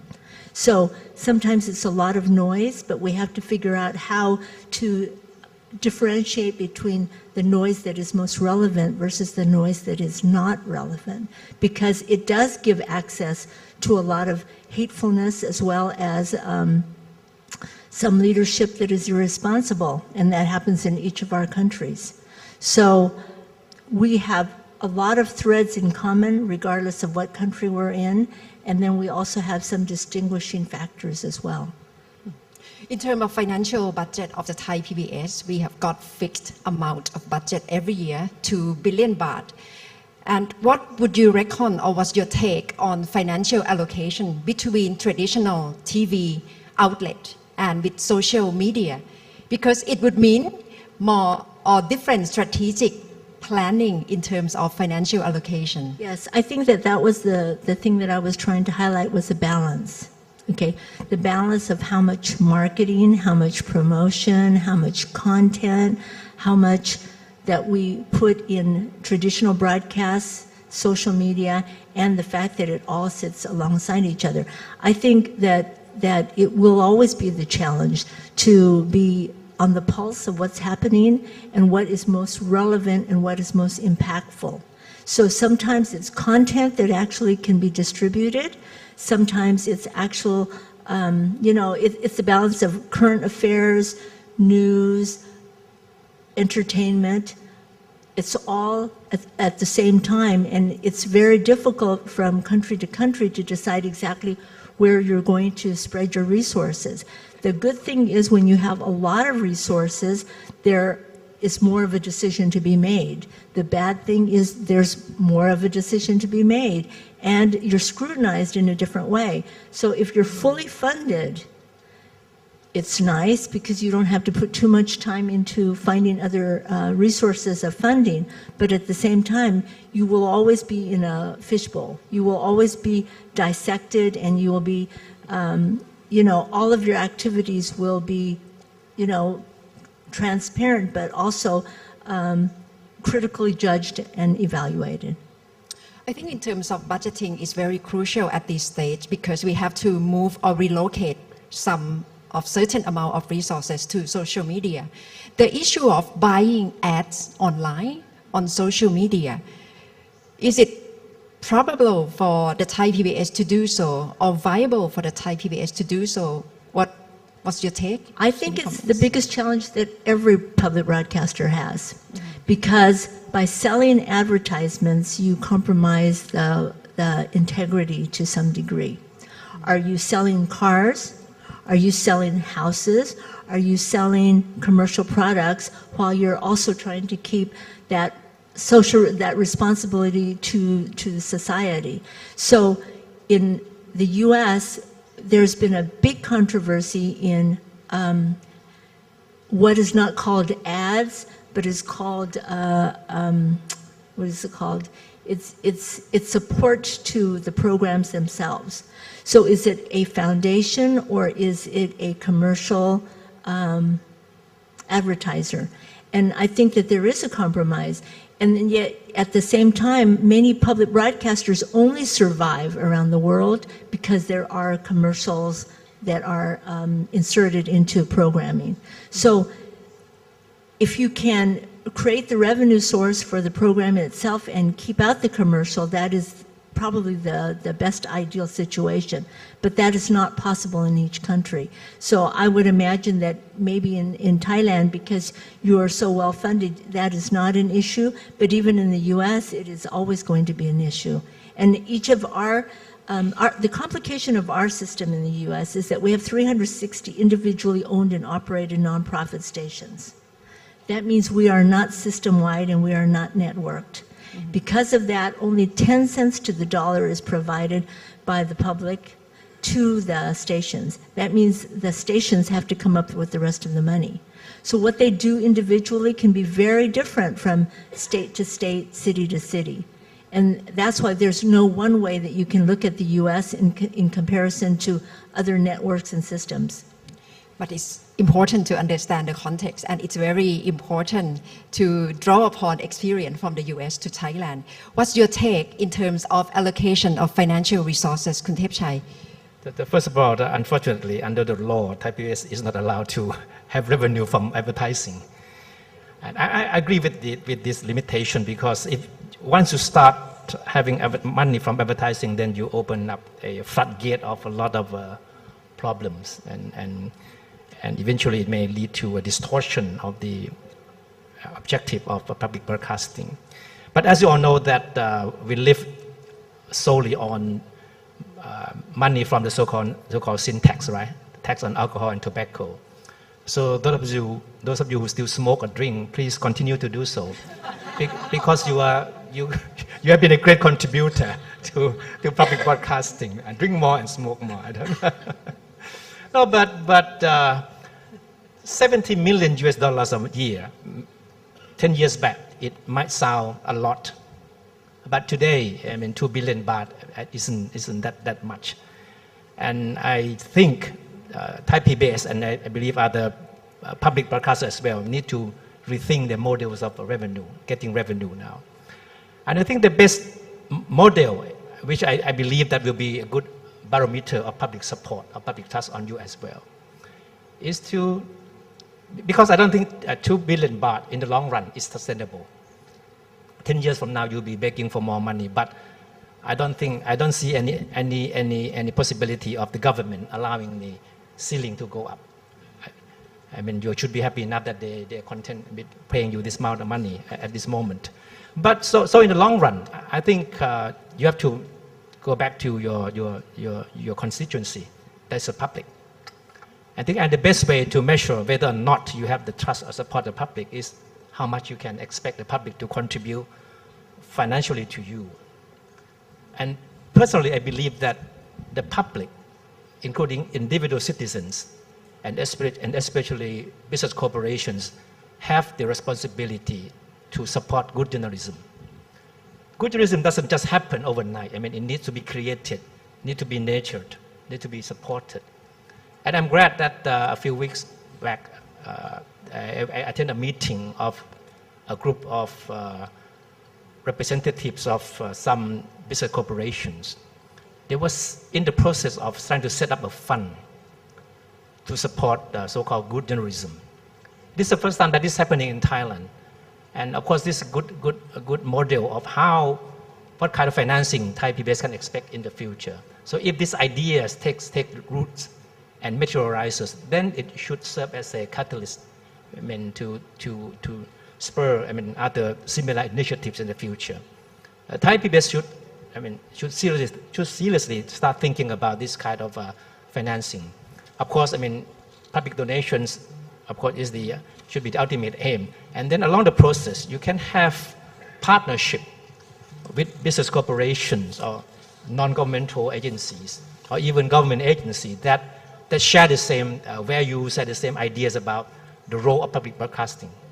Of course, we are not getting money just because we want the money or in exchange for something that we think violates the rules or principle of public broadcasting.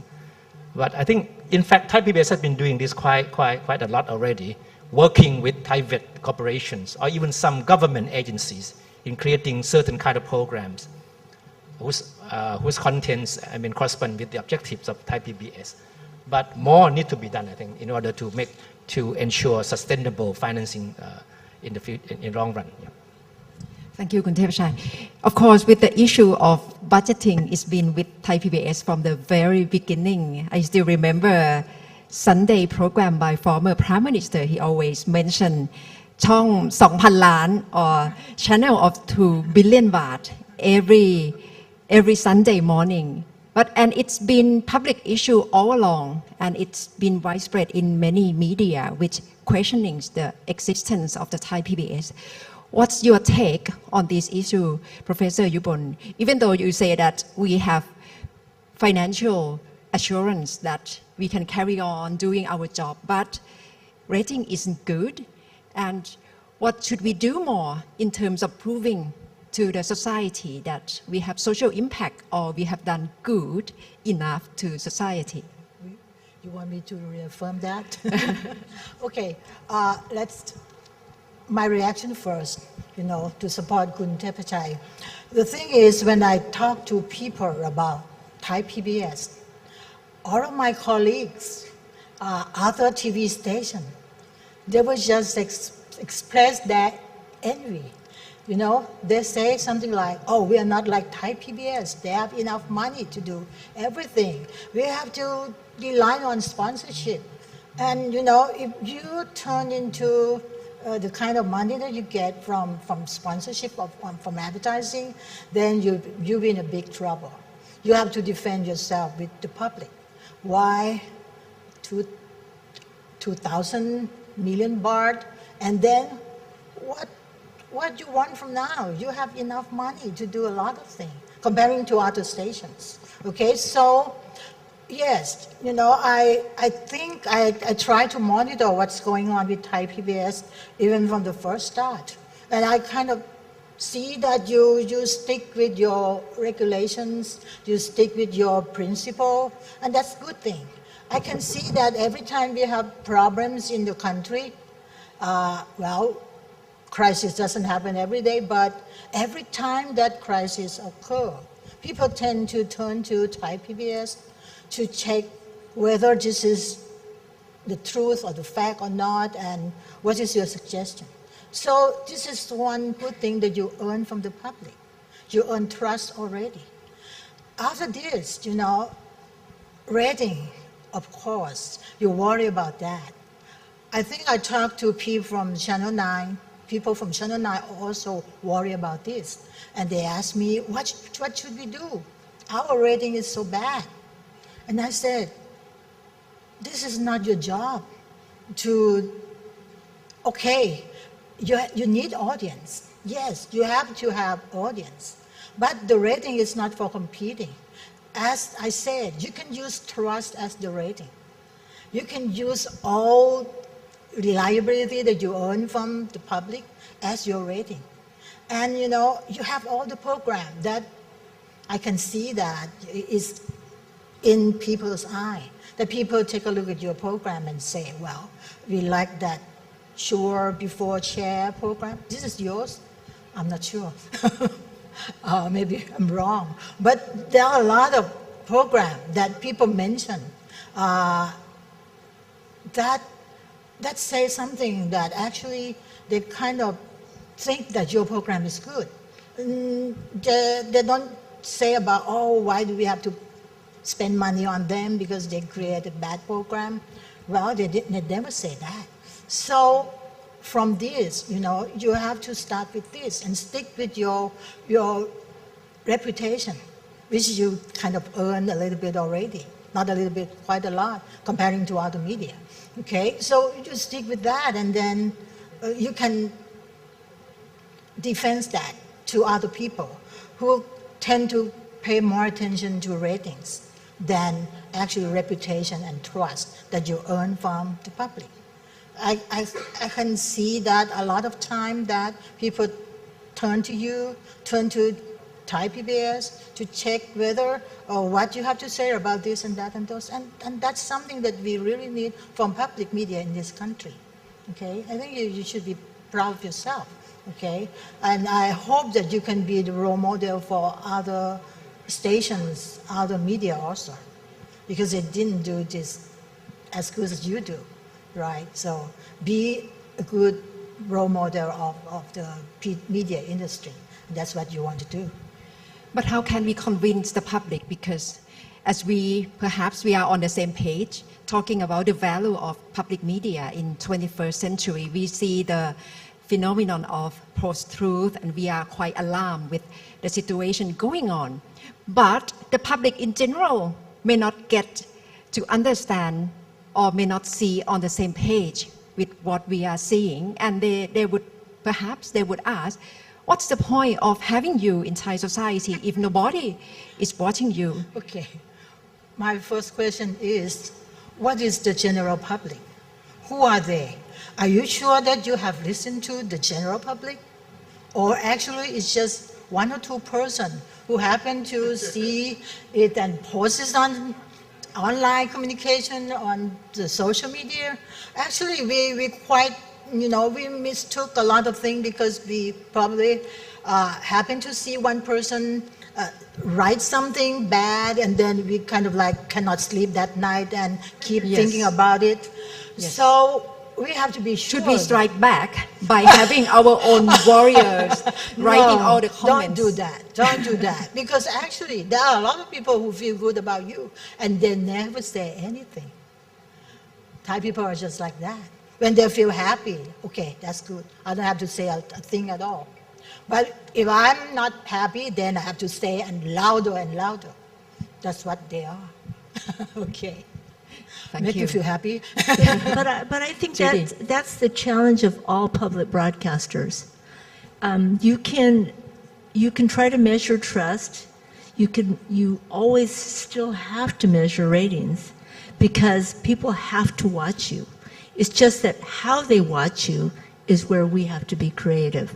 And so this is where if we're measuring it just from broadcast alone, it's very different than if we measure it from viewership online versus, streaming of programs. So there are multiple ways to measure impact and results, and we have to think about all of those ways because when it comes to entitlement or it comes to public sentiment, all of that is going to matter ultimately because that is part of your reputation and that is part of the trust that you achieve. It seems the issue is between quantities versus qualities, and how do we give that evidence to the public to convince them that we are valuable both quantities and qualitatively? There are a lot of criteria to measure quality in the research world that we can do that.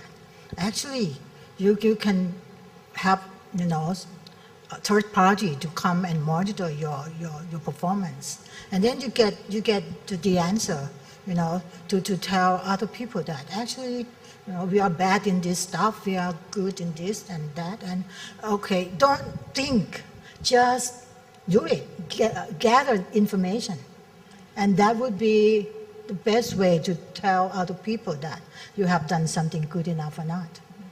And unfortunately, through crisis, that's when public broadcasting matters the most. Whether it was NHK for, the earthquake or the cave incident, it's like when there's crisis, it's also an opportunity. And that's usually when public broadcasters are really able to show how valuable they are. But the question must be in how can we sustain those attention to PBS during that crisis. What's your take in terms of human resources? Because it's the big issue for the Thai PBS at the moment, in terms of having resources who are capable in this digital age, but to remain doing the same job with what they have been doing in the past 10 years. Let me follow up on this, the rating things and whether or not we are being watched. There was this classic Facebook post saying that Thai PBS is useless, a waste of taxpayers' money. I never watch it. So these have been a typical reaction or comments about Thai PBS. These are people who never watch Thai PBS, then they have a lot to say about Thai PBS. So I agree with you, don't feel discouraged by this kind of criticisms, because you are judged not just by individual programs, but you're judged by your performance as a public broadcaster, especially in time of crisis, especially on issues that are critical to the society, but are not picked up or paid attention to by other commercial broadcasters. I think it's important that you measure your success, if you want to call it, by the impact that you create through this kind of contents. And I think you may need some kind of a creative model of measurement to make sure that we are not judged by the number of people who watch us, a rating. And it's more difficult this day because, as we all been saying, that people don't watch the big screens the way they used to anymore. So we have to go to the digital the platforms and probably pay more attention to reaction from the public through that platforms. And back to your question about human resources, I think it's very important that Thai PBS professionally evolve with time and new challenges. That means that we have to be more creative, more innovative about contents. But to be able to do that, you need people who are creative and innovative as well. Of course, there's nothing wrong with people who have been working with this broadcaster the past decade anyway. But we certainly need new people with new ideas and new outlook. And these people are certainly needed for Thai PBS in order to go into the digital platform, because we are talking and addressing different audiences than 10 years ago now. It's very important. In my presentation, I talk about the election. in this election, there will be 7 million first-time voters. These are people in their late teens and in their mid-20s. So these people are being seen by political parties as a new force that will create a big impact in the election. Now, if politicians see potential in these young people, why don't we as broadcasters see potential in them too? These are our potential audiences. But the problem is that we have not been able to reach them. Mm-hmm. That means that we have to find a way to reach them.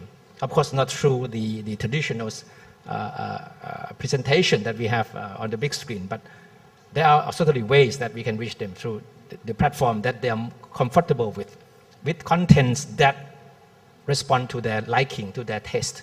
Of course, we keep the core values of the public broadcasting, but the means and the style of presentation, and delivery have to be adapted, innovated to fit their interest and their taste. I think that's the major, and that means that we need a new generation of content creator, mm-hmm. be they journalists, producer, programs for Thai PBS, and we need also to look beyond the Thai borders. I think we are living in a very, very interesting world, a world that full of, we see the rise of China, we see increasing geopolitical rivalry between superpowers, and Thailand and the rest of ASEAN countries are in the middle of these things.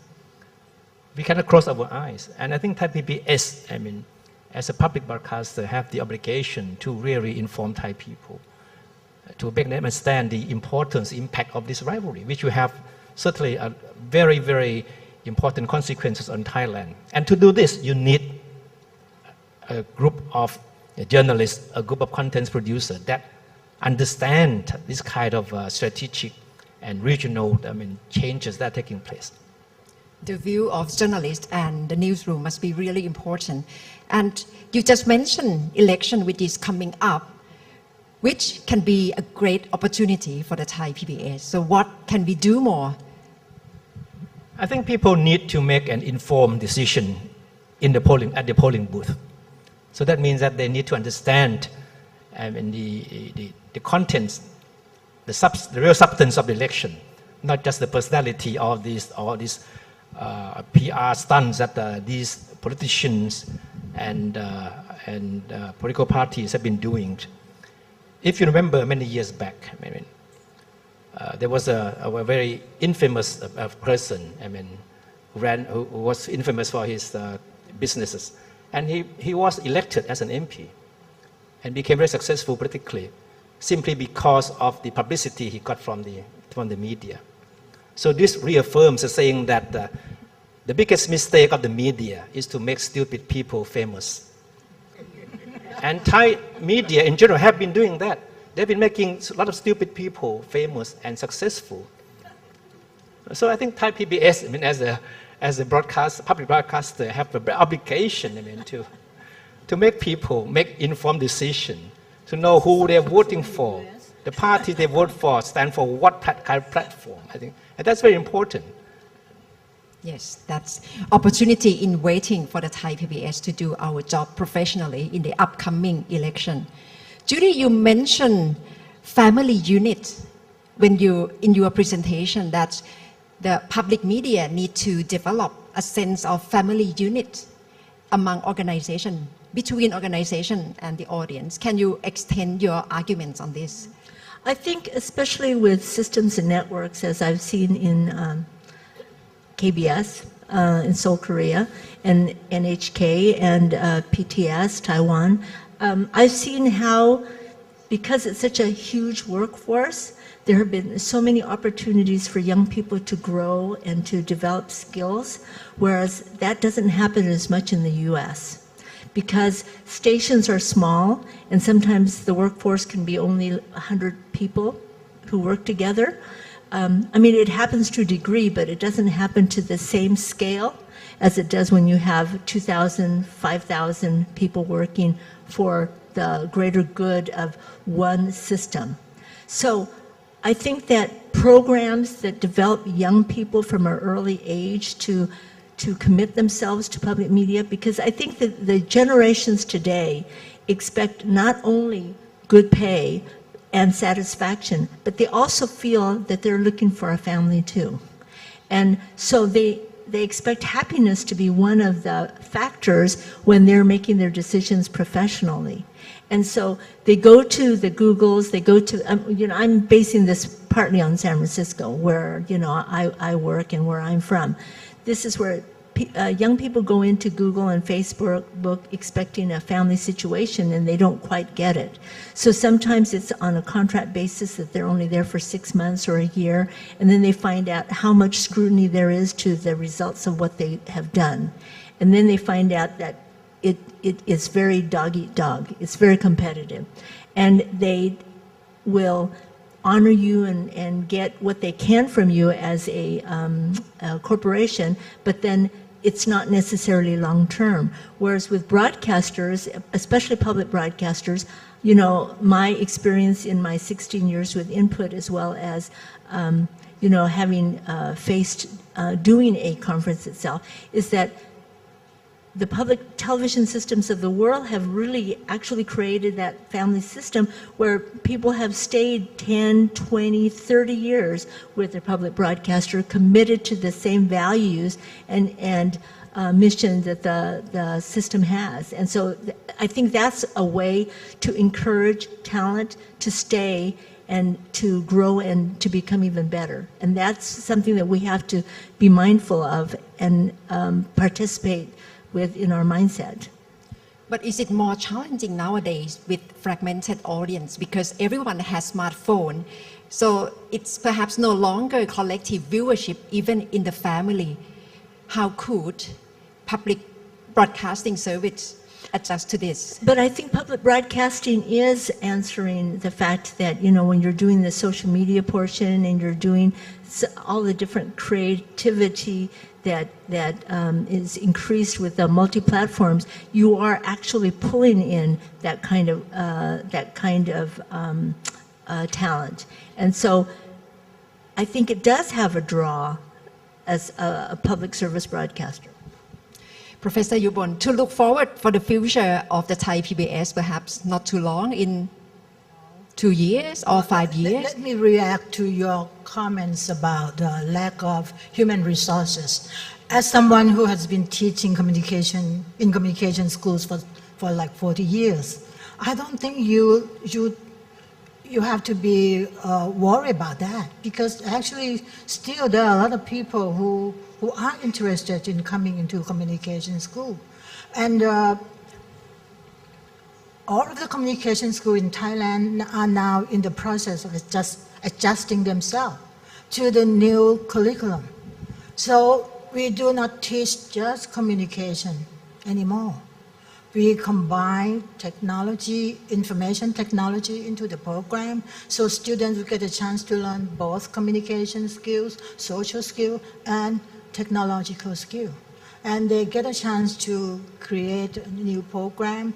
We experiment new kind of like a co-creator that students would come together and then talk about what they can do with the program. And if Thai PBS use this kind of model also, that would be the part of the we call it engagement, right?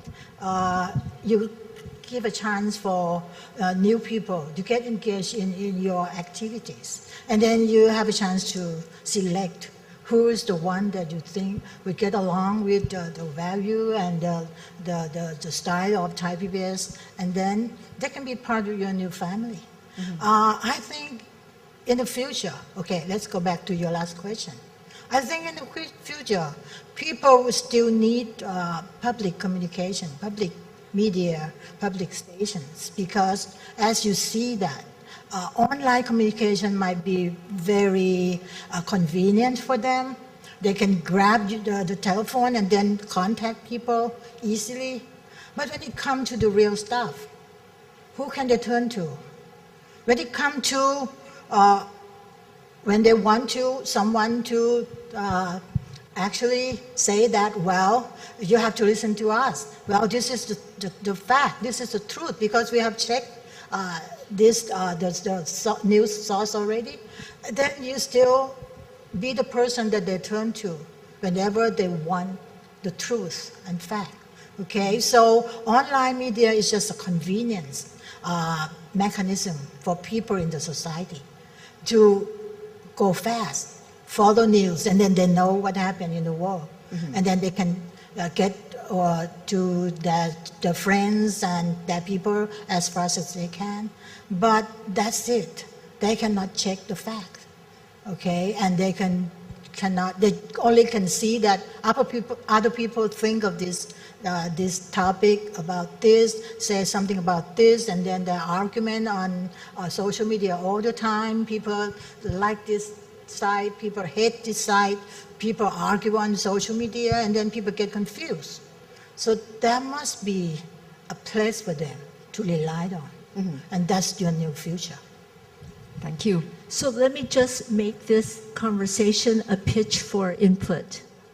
When you go to input, you will actually see the creativity of public television staff members as well as independent producers who work with public television, and really address how important it is to make an impact on, our different systems or on our social societies. So I think that, just getting ready for the fact that we're going to see some programs that come to input, and the fact that input in Bangkok next year will be important, because you will see, exactly how this creativity works itself throughout the world.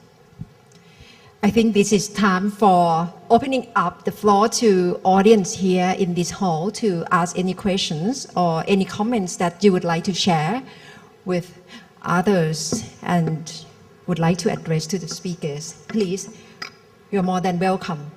Because we have only 10 minutes left. You can just walk to microphone and just introduce yourself briefly.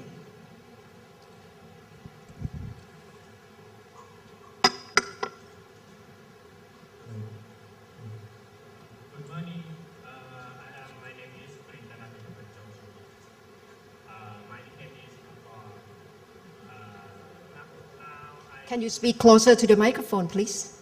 Your voice have to be louder.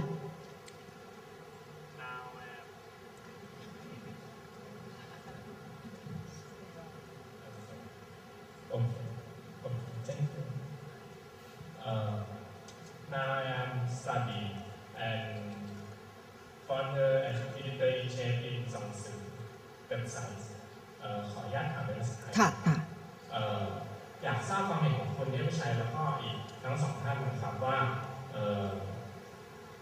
ท่านคิดเห็นยังไงกับการที่มีสื่อภาพพลเมืองที่เกิดขึ้นมาเป็นจำนวนมากครับโดยเฉพาะสื่อที่เป็นเว็บไซต์แล้วก็เป็นบล็อกเกอร์ทางโซเชียลมีเดียต่างๆเพราะว่าในปัจจุบันนี้ครับบล็อกเกอร์กับโซเชียลมีเดียนะครับคนที่ทำขึ้นมาเนี่ยครับโดยเฉพาะคนรุ่นใหม่เนี่ยค่อนข้างมีความสนใจเฉพาะตัวแล้วก็เขามีความเป็นสื่อสาธารณะอยู่ในตัวเองด้วยนะครับมีความคิดเห็นในการที่จะช่วยเสริมสร้างในส่วนของไทย PBS ยังไงได้บ้างค่ะขอบคุณค่ะมีคำถามอื่นอีกไหมคะจะได้เป็นรอบเดียวเลยค่ะ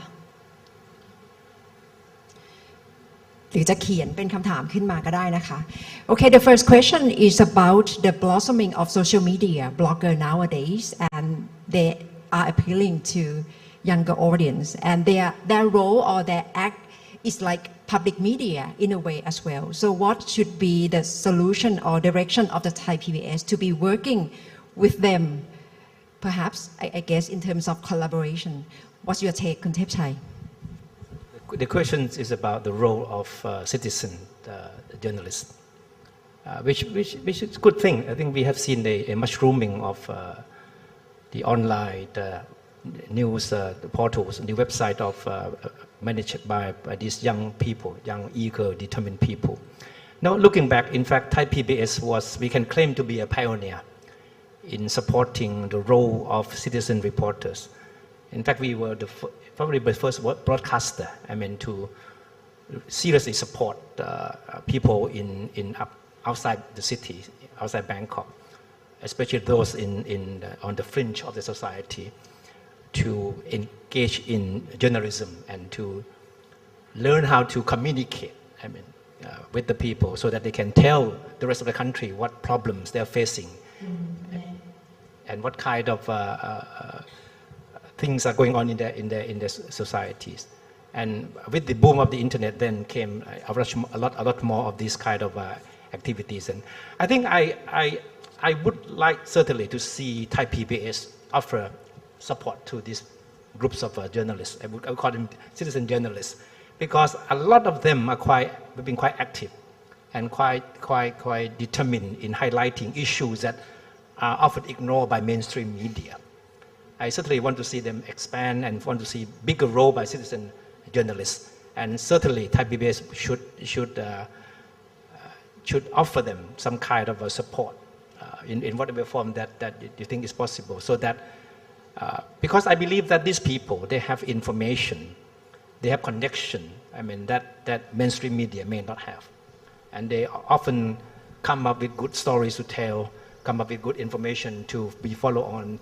And in the past, a lot of information from these people, have been sort of followed up, expanded, and turned into big stories. And in many instances, they turn out to be something that helped make some changes, that something that we would not have expected happen many years back.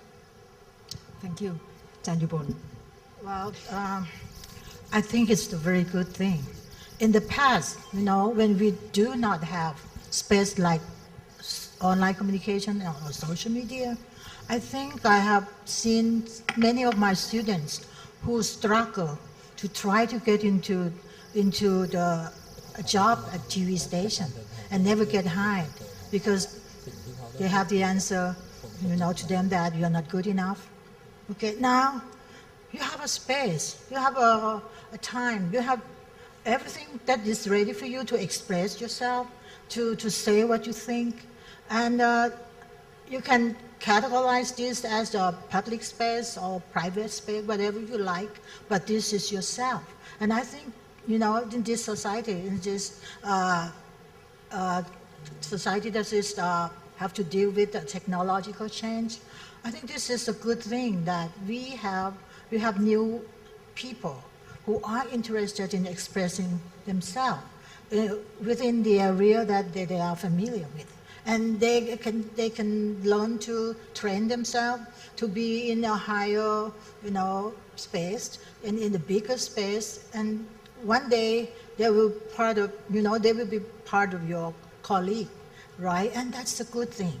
And I encourage all my students to do things like that. All my colleagues, they are very active online. Sometimes they say something bad about me also, and I just say, well, okay, I can tolerate that, but just, think about this very well, okay? But this is the new society that you have to tolerate a lot. Mm-hmm. And I think you have to be happy that younger generation are interested in expressing themselves, and they'll learn eventually how to say things about our society. And this is a good thing. And we don't have to worry about that. Bang pon. Okay, thank you very much. I think that's all we have time for. I'm really sorry that I have to end this abruptly because I got signal from organizer that the time for this very first session has finished. But at least we see the direction of the Thai PBS, that it's still very much valuable in the 21st century, and perhaps unprecedented opportunity is still waiting for us to grab this opportunity in professional way and back to basic of journalism. And also we have to learn to adapt to technological change and learn to collaborate more with many or every stakeholders in the society to make the Thai PBS remain intact and meaningful to Thai society. Thank you very much, Speaker Kun Thep Chai, Judy Tam, and Ajahn Yubon. And thank you for all the audience. สวัสดีค่ะ Thank you very much all. Speakers and moderators, please remain on stage for group photos. And we are sorry that it takes some time to move the chairs and table. We would like to thank you all very much for your interesting views and ideas, as well as for raising questions and challenges we as a public media face. More importantly, I think one of the most significant issues is how to increase public engagement and to build public trust, which we will be discussed on this topic in the afternoon sessions. So for those of you who would like to know more or have a deeper background of the afternoon session, you can also go and check out the exhibition out there. It's about studies about public media. The topics are about how to determine ethical frameworks for public media, or about the regulatory and evaluation framework. So you can have some ideas about the measurement sessions, and also about the construction of public sphere for marginalized people. So that's about the citizen journalist part and principle of Thai PBS. Please allow us to, may I invite the Thai PBS chairman of the Board of Governors Associate, Professor Narong Petpasar, to come on the stage and to kindly present a token of appreciation. Thank you.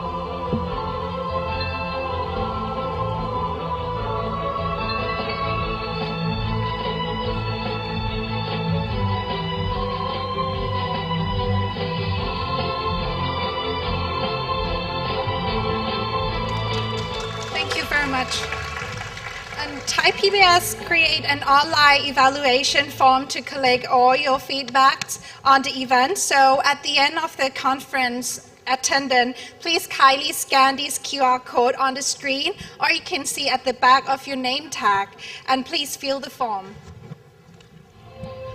The evaluation form is available in both Thai and English, so just kindly choose what preferable language. So now you all must be hungry and it's time for you to have good food. Lunch will be served downstairs, so kindly enjoy yourself and come back here before 1:30. See you then. Yes.